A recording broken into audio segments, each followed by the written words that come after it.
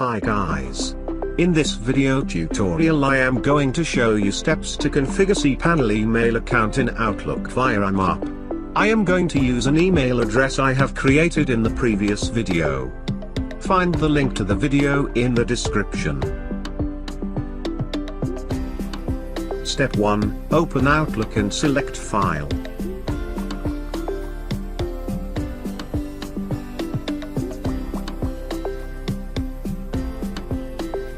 Step 2, check manual setup or additional server types and click Next. Step 3, select IMAP and click Next. Note, you cannot edit an existing email account to switch its account type from POP3 to IMAP or vice versa.